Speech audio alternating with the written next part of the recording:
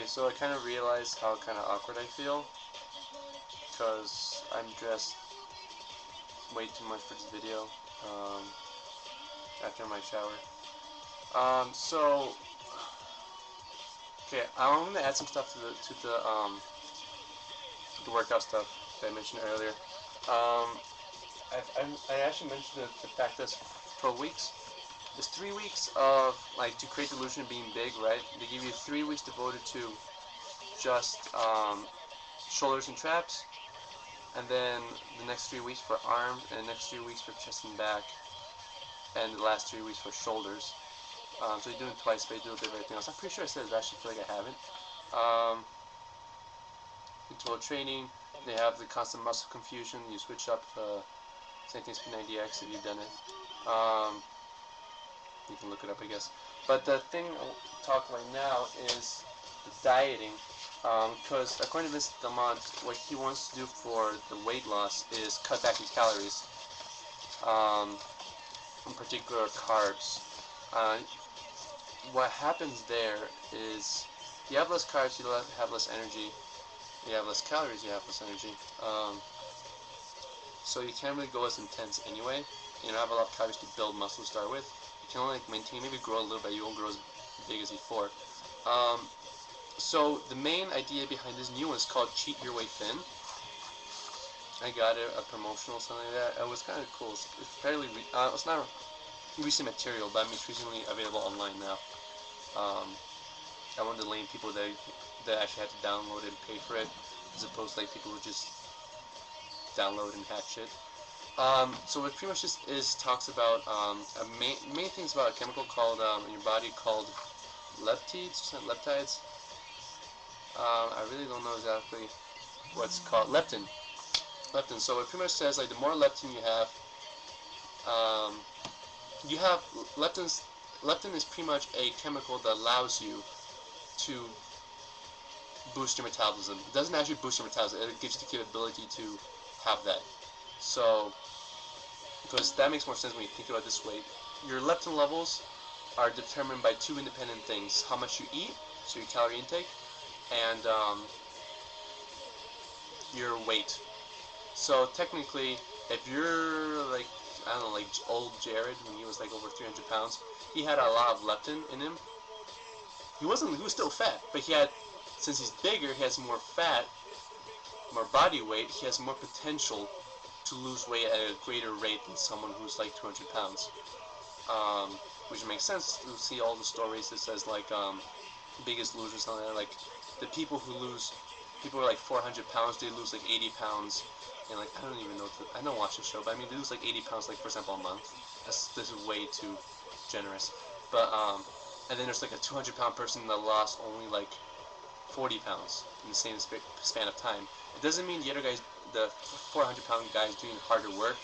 It just means that since he's bigger, he can lose weight faster doing the same things because he has more to lose. He pretty much needs more unhealthy.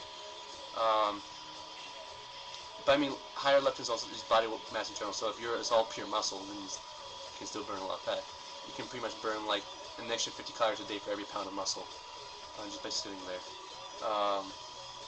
So and then also counting like, independent on how much you weigh is also how much you eat. So that complex law of Vince method is cutting back calories. So if you cut back your calories, you lower your leptin levels, which means your metabolism slows down and you burn less fat. So like it's pretty much like the main idea that your body is pretty much a machine and is rather smarter than you are. So if it's pretty much the same theory as muscle confusion. So if you do the same exercise over and over again, your body will adjust and then try to use the least amount of energy as possible to do the same workout. Same thing when you do like cutting back calories. If you cut back calories, you're forcing a starvation on your body, and your body will realize it has less calories to work with. So it will start conserving energy and start using less energy as possible to do whatever it is you're doing, like exercise or whatever, or even just existing for that matter. And it won't exactly tap. The idea behind that is that if you cut back carbs, it's going to start burning your fat instead. ironically, that's not entirely true. It'll also start burning into your muscle because most people who cut back the calories, they don't have enough fuel to maintain or grow their muscles that much to start with. Even if they're eating protein, it's not enough exactly to like grow a lot. So what this one is has nothing to do with calories actually. It's strategically planning cycles. So pretty much you have 3 days. Actually, there's a fourth one, but the main 3 days are. As I want to make sure I'm right because I don't want to give you guys wrong information. Low carb days, right? So it's pretty much self-explanatory, right? Low carbs. So the idea behind that is, I mean, every single meal plan I've realized is the same thing. Smaller meals, multiple meals a day, increase your metabolism. That's true among everything. Low carbs means you don't exactly eat. Pretty much, it's not always saying no carbs because you don't explicitly eat carbs. You eat any carbs that comes with whatever you eat. So what you do in those days, you only eat, every meal is a portion of meat and a portion of fat, which is healthy fats. I mean, there's a good list of them for people like. It pretty much includes like olive oil, nuts, salmon, cottage cheese, flaxseed oil, stuff like that, eggs even. And then you have low carb days. Then you have low glycemic load and glycemic index levels. So what that means is pretty much the glycemic index and loads are pretty much your carbs.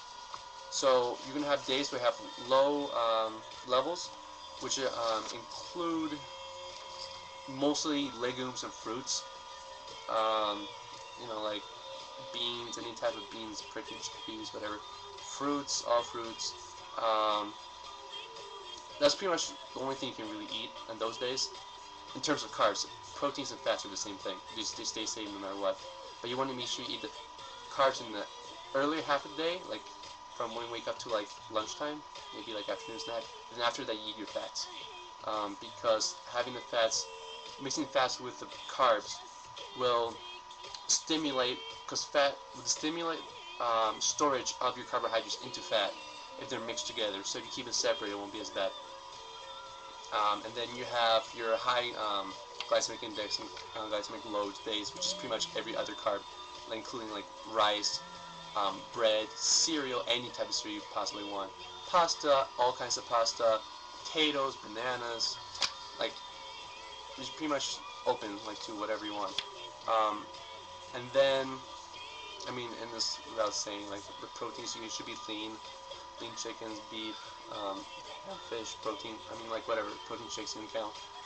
So you have those days, and then you have a cheat day, which pretty much is eat whatever the fuck you want for the entire day. The premise behind this is that what you do is you start off with low carbs, then you go to the low glycemic, gradually introducing carbs to your system again. Like, because after you have no carbs for a while, your leptin level starts decreasing.